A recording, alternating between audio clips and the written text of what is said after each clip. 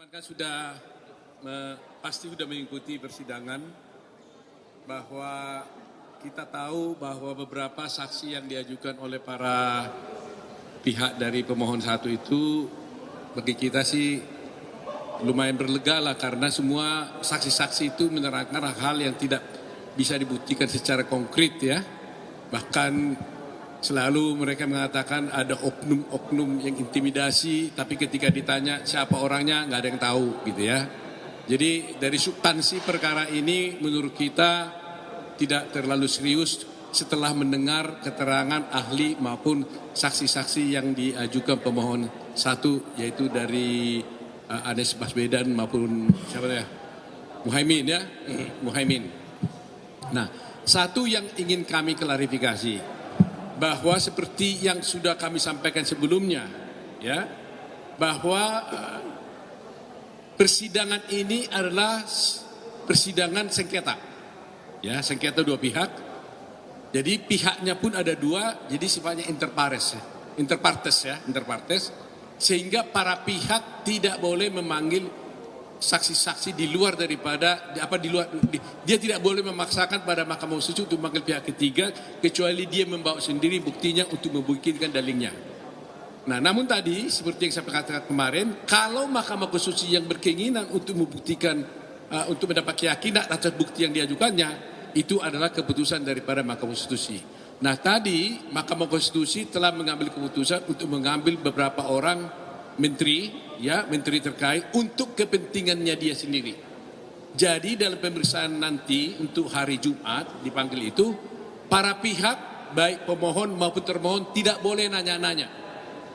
Jadi tegas tadi hakim mengatakan kami tidak mengabulkan permohonan pemohon satu untuk memanggil menteri katanya.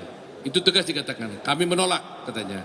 Tetapi katanya kami yang butuh untuk memeriksa para menteri tersebut, yaitu Pak Menteri Pendidikan dan Kebudayaan, Ibu Sri Mulyani Menteri Keuangan, Pak Hartarto, yaitu baru Pak Ibu Risma, baru DKPP, ya DKPP kalau salah tadi ya. Nah, jadi di sini poinnya, jadi bukan permohonan mereka yang dikabulkan, permohonan mereka justru ditolak, tapi mahkamah yang berkeinginan untuk memanggil saksi-saksi tersebut untuk membuktikan dalilnya. Kami terus terang aja fine saja seperti saya katakan, bahkan mungkin kami lebih yakin kalau Pak Menterinya bersedia datang, semuanya akan lebih jelas dan tuntas. Kalau para menterinya ini datang, kami tidak capek lagi mencari saksi-saksi yang lain. Ya, kalau saksi-saksi lain kan pasti hanya sifatnya kan sepotong-sepotong. Tapi kalau sudah menteri yang menjelaskan, ya tuntas gitu loh. Jadi itu yang kami sampaikan. Jadi mudah-mudahan kalau mereka datang hari Jumat, para menteri ini bersaksi, kami masih akan mendapat posisi yang lebih baik karena semua menteri-menteri terkait itu akan menjelaskan yang sebenarnya yang menurut kami tidak ada masalah dalam kasus ini. Silakan Hotman dulu ya. Siap-siap kau punya TikTok, kalau gue yang ngomong langsung menarik.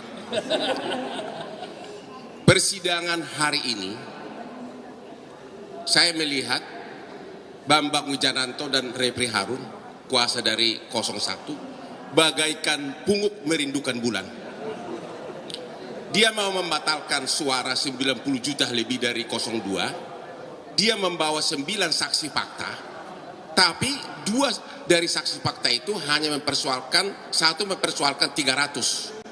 Dia mengatakan ada pencoplotan suara 300 di dalam kamar. Tapi dia tidak tahu nomor urut berapa yang dia tusuk. Dia hanya bilang kayaknya di tengah katanya. Itu nggak bisa. Jadi yang 300 gugur. Ya, dia nggak tahu siapa yang coplos. Kan untuk hukuman harus jelas. Ya, bukti bahwa pungut merindukan bulan yang kedua. Satu lagi saksinya mengatakan ada 2 suara. Bayangin, 2 suara dipersoalkan melawan 90 juta suara. Tadi setelah ditunjukkan oleh Ketua KPU ternyata dia nyerah. Akhirnya hari ini 0. Semua saksi fakta dari 01 tidak bisa membuktikan satu suara pun yang cacat. Itu benar-benar hari ini.